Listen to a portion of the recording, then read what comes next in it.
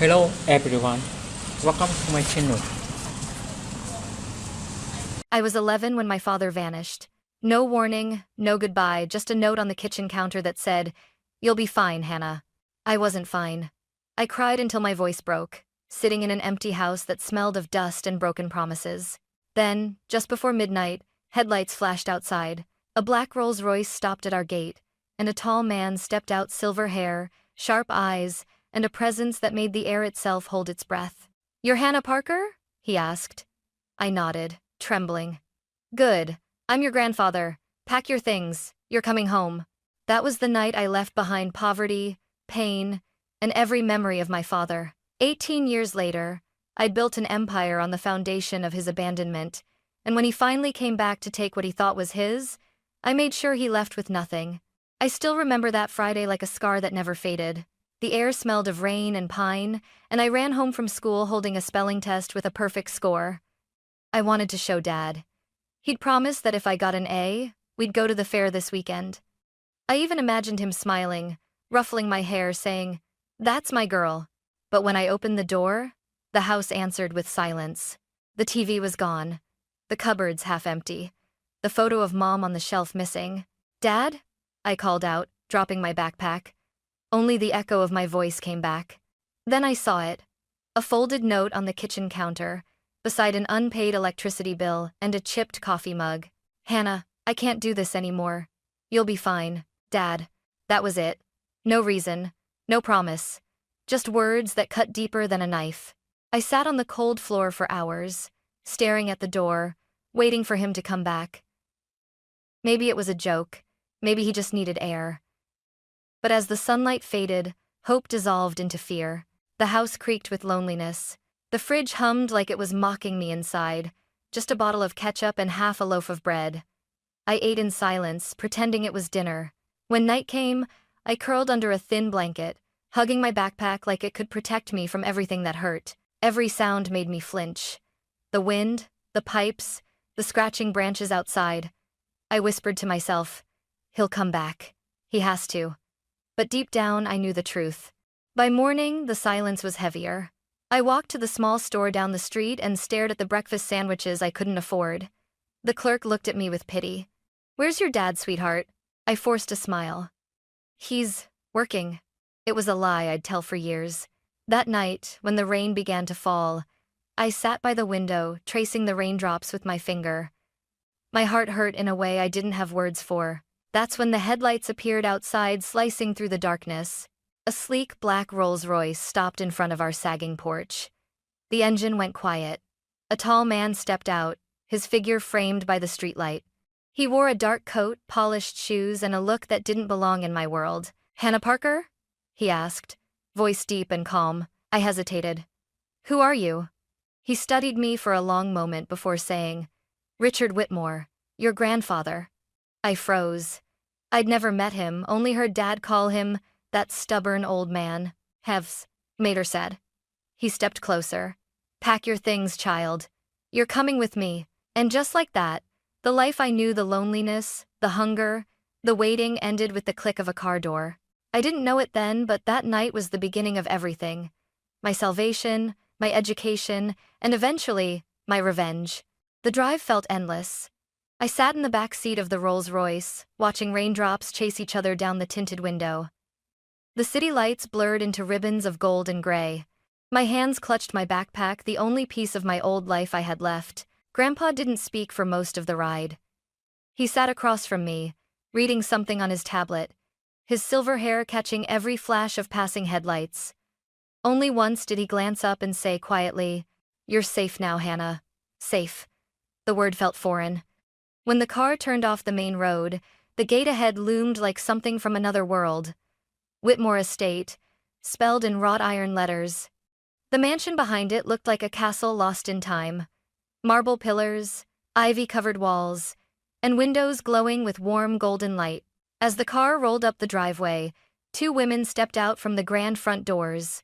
One was tall, elegant, and sharply dressed, my Aunt Margaret. The other, a girl around my age with perfect curls and a smirk, her daughter Lydia. Margaret's smile froze the moment she saw me. "Father," she said, her tone brittle, "you brought..." Her? She's my granddaughter, Grandpa replied evenly. And she'll stay here from now on. Lydia whispered something and laughed. Margaret's face tightened. She doesn't belong in this house. She's Daniel's problem. Daniel is gone, Grandpa said sharply. And I won't have my family divided any further. Margaret looked away, lips pressed thin. Fine, but don't expect me to play babysitter. She turned, heels clicking across the marble floor, the echo ringing in my ears long after she disappeared. Grandpa sighed, then turned to me. Don't mind her. This house has more pride than warmth. He led me inside. The chandelier above glittered like 1,000 tiny suns. The hallways smelled of polished wood and old money. Paintings of stern ancestors lined the walls, each one looking like they were judging me. A maid showed me to a room on the second floor, bigger than my entire old house. A canopy bed, silk curtains, a fireplace that flickered gently. On the nightstand sat a framed photo of a little boy and an older man, Grandpa and my father, long ago. I stood there staring at it, heart tightening. Why didn't he ever tell me about you? I asked softly. Grandpa stepped into the doorway. Because your father and I disagreed on everything, especially how to raise a child. Did you ever love him? I asked. His expression faltered for a second. Yes. But sometimes love isn't enough to fix what's broken. He left, the heavy door clicking shut behind him. That night I lay awake in the vast bed, staring at the ceiling carved with gold leaves. The silence pressed in from every direction, not peaceful, but suffocating. I heard faint laughter from down the hall, Lydia's, sharp and cruel. Somewhere in this mansion, I realized, wealth didn't mean happiness. It just made the loneliness echo louder. I turned to the window. Beyond the glass, the ocean stretched endlessly, waves crashing against the cliffs below. Grandpa had said I was safe, but as I listened to the storm outside, I couldn't help but wonder if I had simply traded one kind of cage for another. The first morning at Whitmore Estate began before sunrise. A knock on my door jolted me awake. When I opened it, Grandpa stood there, already dressed in a crisp suit, holding 2 cups of coffee.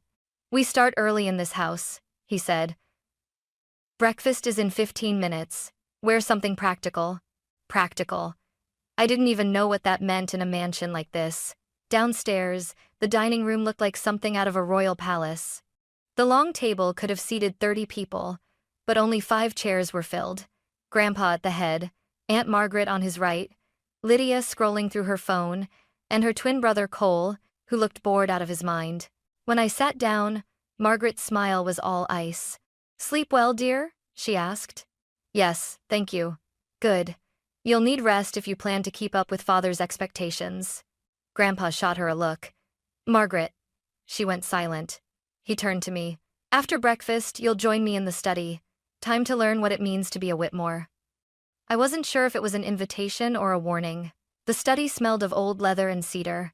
Sunlight poured across bookshelves stacked with finance ledgers, business manuals, and framed newspaper articles about Whitmore Holdings. Grandpa gestured to a chair. Do you know what we do, Hannah? Construction? Real estate? That's what people see, he said.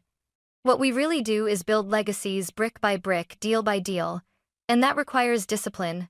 He handed me a thick folder filled with numbers and market reports. Start by finding which of these companies will fail within a year. I blinked. I don't know how to, then learn. The world won't slow down to wait for you. That became our daily routine. Mornings with financial reports, afternoons shadowing his meetings, evenings filled with notes and coffee that tasted like ambition. At first, I hated it. The pressure, the silence, the way Margaret's whispers followed me through the halls. She's playing student now, she told a guest one night. But she'll never be one of us. I heard it all, and I remembered every word. Still, Grandpa saw something in me that no one else did. When I solved a cost analysis problem, he nodded approvingly. You think with instinct. That's rare. I felt warmth spread through me. Not the warmth of comfort, but recognition. For once, I wasn't invisible. One evening, after a particularly long lesson about stock mergers, I finally asked, "Why me? You have your own children, your own heirs." Grandpa set down his pen and studied me quietly. Because you've known pain. People who've suffered don't waste opportunities. They fight for them. Then, his expression softened. And because you remind me of someone I once was, before wealth turned my children into strangers. His words stayed with me. Over the next few years, I changed. I stopped flinching when Lydia mocked me for studying instead of partying. I learned to negotiate with men twice my age. And every time I walked into the boardroom beside Grandpa, people noticed. They didn't see an abandoned girl anymore. They saw Hannah Whitmore sharp, confident, dangerous in silence. But success has a price. The more I grew into his world, the more resentment burned around me. Margaret saw it. Lydia hated it. Cole mocked it. And behind every polite smile at family dinners, I could feel it, the quiet war brewing under crystal chandeliers. The morning Grandpa died, the mansion felt hollow. The halls that once echoed with his deep, commanding voice were now filled only with the quiet shuffle of servants and the muffled sobs of strangers. He passed away in his sleep peaceful, they said. But when I stood beside his bed, the oxygen tube still coiled near the pillow, I couldn't stop shaking. The man who'd rebuilt me from nothing was gone. At the funeral, the Whitmore name drew the press like vultures. Rows of black suits, glossy limousines, and cameras flashing outside the church gates. Reporters whispered as I walked past. That's the granddaughter, the one he raised. Aunt Margaret arrived late, draped in designer black, sunglasses hiding her eyes. Lydia and Cole followed, pretending to mourn while taking photos by the floral displays. When the priest began to speak, my throat closed. Richard Whitmore was a man of great vision, he said. No, I whispered under my breath. He was more than that. He was my family. After the ceremony, the family gathered at the estate for the will reading. The lawyer, a thin man with silver-rimmed glasses, sat behind Grandpa's mahogany desk. The atmosphere was so thick with tension you could almost hear it hum. He cleared his throat. Per the last will and testament of Mr. Richard Whitmore. Margaret leaned back in her chair, confidence dripping from her voice. Let's just get this over with. I'm sure Father left things as they should be. The lawyer nodded, unfolding the document. To my daughter, Margaret Whitmore, I leave the summer villa in Napa Valley. To my grandchildren Lydia and Cole, a trust fund of $2 million each. Margaret smiled smugly. And the rest? The lawyer adjusted his glasses. The controlling shares of Whitmore Holdings, the primary estate, and the family trust are to be transferred to my granddaughter, Hannah Parker. The room went dead silent. What? Margaret's voice cracked. That's absurd. She's a child. I'm 23, I said quietly. This has to be a mistake, Lydia hissed. Grandfather wouldn't leave everything to her. But the lawyer continued calmly. Mr. Whitmore made this decision 2 years ago, while in perfect health and of sound mind. Margaret shot to her feet, face red. He was manipulated. You used him, didn't you? I met her eyes. I didn't have to. He saw through all of you. She slammed her hand on the table. You'll regret this, girl. This company belongs to me. The lawyer closed the folder. I'm afraid, Mrs. Whitmore, that's no longer true. She stormed out, Lydia trailing behind, tears smudging her mascara. Cole lingered a moment longer, glaring. You think this makes you one of us? He sneered. No, I said. It makes me exactly what he wanted me to be, a Whitmore who doesn't need the rest of you. Stated it naughty. That night, I stood alone on the balcony of the mansion overlooking the Pacific. The wind carried the faint scent of cedar and salt, Grandpa's favorite. In my hand was the gold pocket watch he'd given me when I turned 18. Engraved inside were the words, "Integrity builds empires." I whispered into the night. I'll protect everything you built, Grandpa, and I'll make sure they never destroy it again. But beneath the calm of my vow, I felt it, the storm brewing on the horizon. Margaret would never forgive this. And the war for the Whitmore legacy had just begun. 6 months after the funeral, I had memorized every corner of the Whitmore empire. I worked late into the night, reading reports by lamplight while the rest of the family pretended to mourn. I was determined to prove I wasn't just a name on a will. I was the legacy itself. But power attracts vultures. Margaret had gone quiet since the will reading, which was more dangerous than her shouting. And then one cold Monday morning, I found out why. The boardroom on the top floor of Whitmore Holdings was a cathedral of glass and power long table, skyline view, portraits of past chairmen watching over us. I walked in early, confident, briefcase in hand, but something was off. Half the directors avoided my gaze. My chair at the head of the table, Grandpa's chair, had been moved. Margaret sat there, in my seat. She wore a pearl gray suit and a smirk that could cut steel.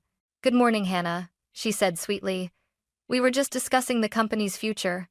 "Without me?" I asked. "Oh, we assumed you were," stepping aside. "For the good of the shareholders, of course." She slid a folder across the table, an official motion of leadership restructuring. My name was listed as temporarily suspended due to incompetence and emotional instability. I felt my blood go cold. "This is a joke." "It's a vote," she corrected. "And we've already taken it." She looked around the table. "All in favor?" Hands rose one by one. I stared at them. Men who'd shaken my hand, toasted my vision, smiled to my face. Every one of them betrayed me. "On me?" Margaret stood. "Effective immediately. I'll be assuming control. You can hand over your keycard and office files." She thought she'd won. But she'd underestimated the one thing Grandpa had taught me best: preparation. I opened my briefcase and pulled out a sealed envelope stamped with a gold Whitmore crest. "Actually, Aunt Margaret," I said calmly, "Grandpa anticipated something like this." She frowned. "What nonsense are you?" I handed the document to the company lawyer, seated at the far end of the table. He adjusted his glasses, scanned it, and his eyes widened. "According to this amendment," he said slowly, "Mr. Richard Whitmore restructured the company charter 1 month before his passing. All board decisions required joint signature approval between the chair and the founder's appointed successor, which is Miss Hannah Whitmore." The room fell silent. Margaret's smile cracked. "You're lying." "Check the registry," I said, folding my arms. "It's filed with the State Corporate Bureau." The lawyer nodded. "It's valid." I leaned forward. "So, unless I sign it, this little coup of yours doesn't exist." "I'm on it." Margaret's voice trembled. "You manipulative brat. You don't deserve this company." "And you don't deserve Grandpa's name," I shot back. "You buried him with fake tears and came here plotting the next day." She lunged across the table, but security guards stepped in, men I had hired weeks ago when I saw the signs. "Escort Mrs. Whitmore off the premises," I said quietly. Margaret screamed as they took her by the arms. "You'll regret this, Hannah. You think this is over?" I watched her go, my heart pounding but my face still. When the door slammed shut, the room was silent except for the hum of the city below. That evening, I stood alone in the boardroom, the skyline reflected in the glass walls like 100 shattered mirrors. The sun was setting over San Francisco, painting the sky gold, the same color as Grandpa's pocket watch. I placed my hand on the chair, his chair, and whispered, "I did it, Grandpa. I protected what's ours." But the victory felt hollow. Because behind every triumph was a truth I couldn't escape: no win in this family ever came without blood. And as I looked out at the city, a knock sounded on the boardroom door. My assistant, Ella, peeked in. "Miss Whitmore, there's someone here to see you." "Who?" "A man. He says he's your father." I froze. For the first time in years, the air in my lungs turned to ice. That night I would face the ghost that started it all. And no amount of wealth or power could prepare me for what he was about to say. He stood in the doorway of my office, smaller than I remembered, but still wearing the same beaten leather jacket from my childhood. The man who'd once walked out of my life without a goodbye. "Hannah," he said softly, voice shaking. "Don't." My tone was ice. "You lost the right to say my name 18 years ago." He took a hesitant step forward. His hair was mostly gray now, his face tired, weathered. "You look just like your mother," he whispered. I folded my arms. "You mean the woman you forgot to mention before you disappeared?" He flinched. I didn't know how to raise you alone. After she died, I fell apart." "So you left an 11-year-old alone in a house with a note?"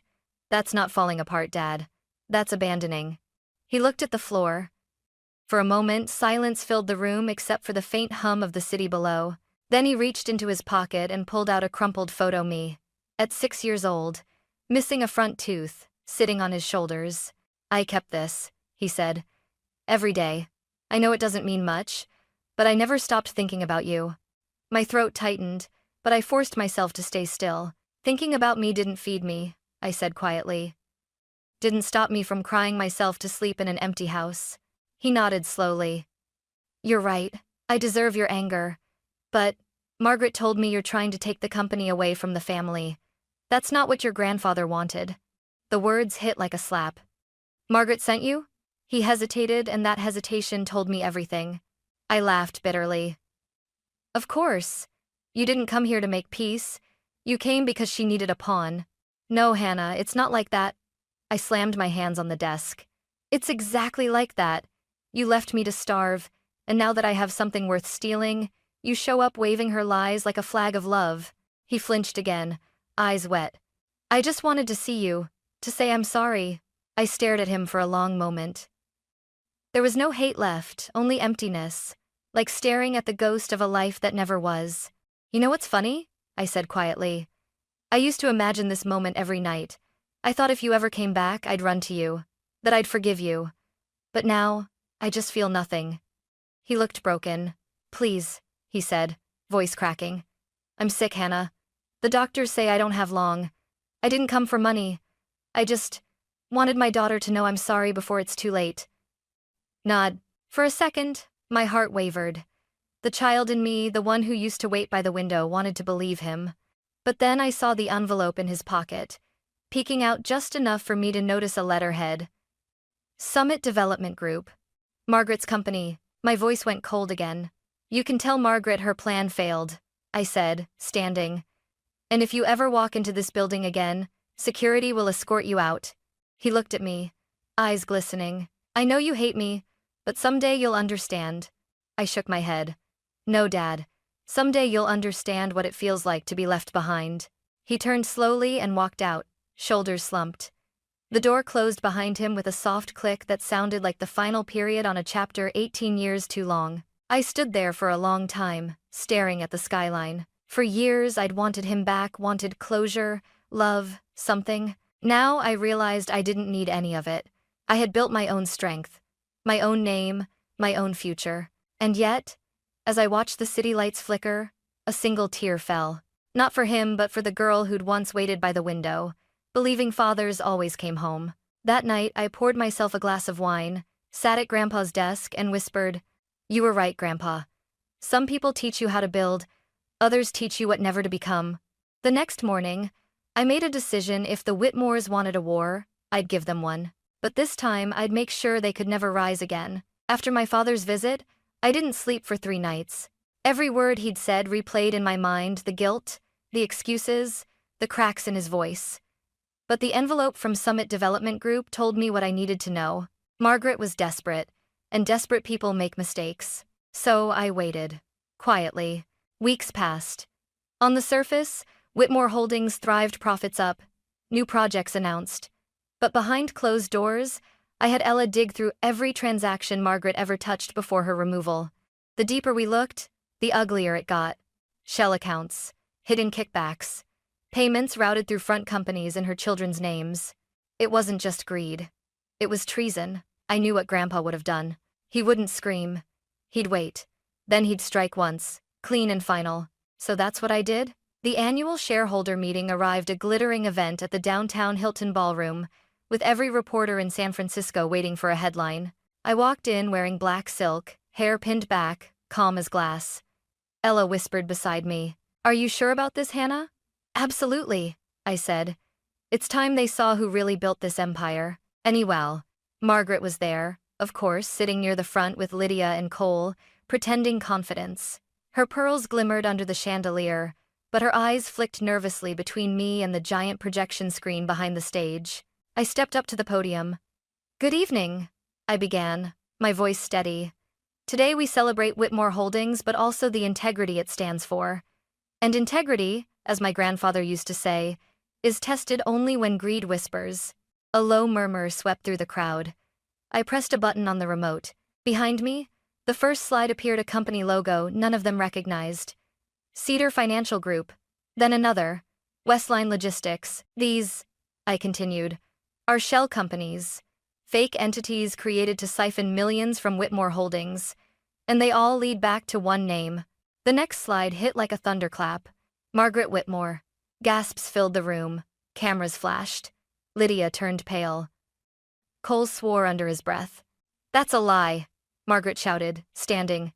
"You fabricated this." I nodded to Ella, who played a recording, Margaret's own voice, taken from an intercepted call. "Transfer another $2 million to Westline and make sure Hannah never finds out." The ballroom erupted. Reporters shouted questions. Security stepped forward. I raised a hand. "Let her speak," I said calmly. Margaret trembled, her voice cracking. "This company was mine. Father stole it from me, and you manipulated him." I stepped closer. "I didn't manipulate anyone, Aunt Margaret. I earned what you threw away. Grandpa believed in people who built, not those who leech. And had a KB of no talas. Avian other problems, enter and subscribe." She stared at me, eyes wide, voice breaking.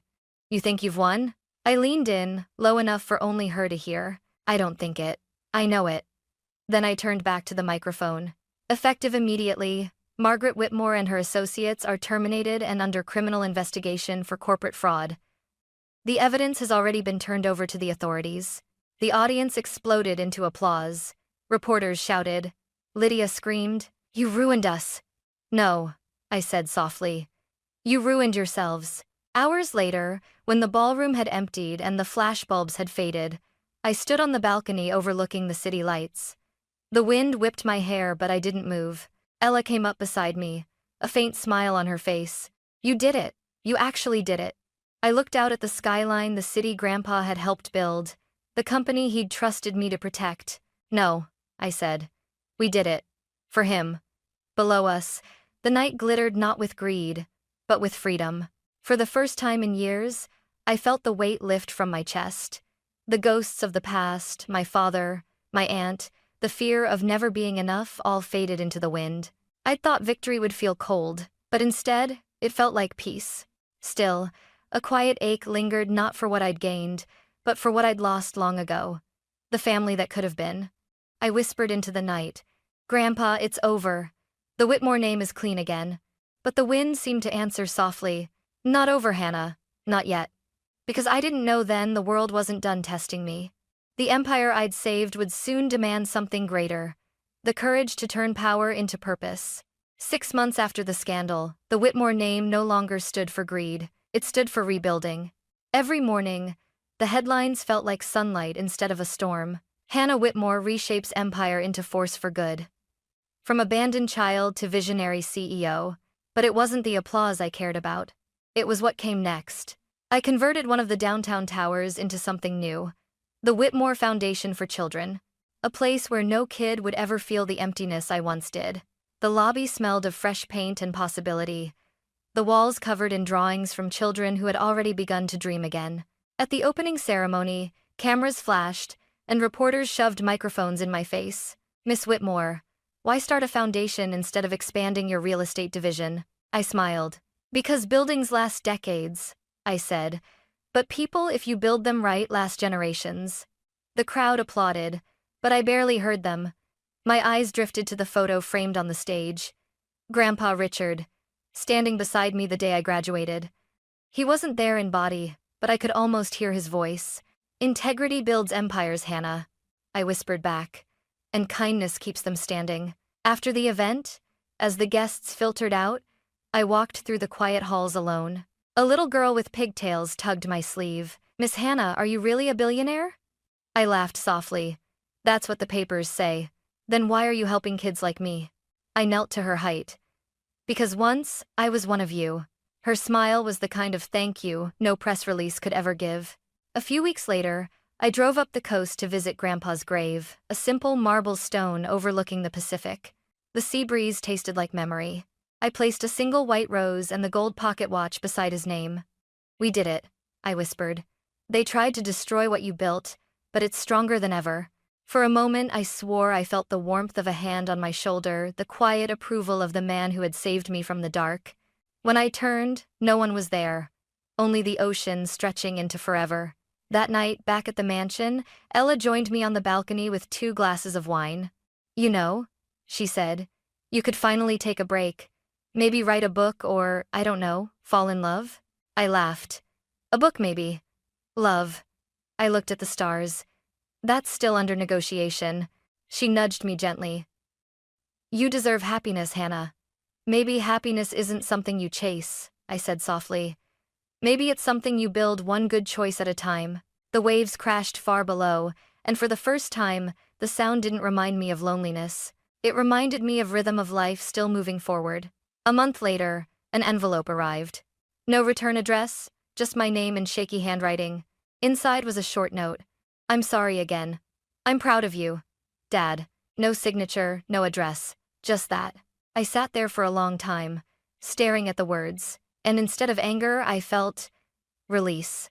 He'd taken so much from me, my childhood, my trust, but I finally realized he couldn't take my peace. I folded the note and placed it in the same drawer as Grandpa's watch. Then I whispered, "Goodbye," and meant it. Today, when I walk through the halls of Whitmore Holdings, employees don't look at me as the girl who inherited everything. They see the woman who earned it, the one who turned pain into purpose. And every time I see a new project rise from the ground, I remember that 11-year-old girl sitting on the kitchen floor, staring at a note that said, "You'll be fine." She was more than fine, because she built her own empire not of glass and steel, but of hope, integrity, and compassion. When people ask how I did it, I always give the same answer: by never letting the past define who I could become. Now, when the sun sets over the Whitmore estate and the ocean turns gold, I lift my glass to the horizon and whisper, "This is for you, Grandpa, and for every lost child who never stopped believing there was more." And somewhere in the wind, I swear, I can still hear him smile.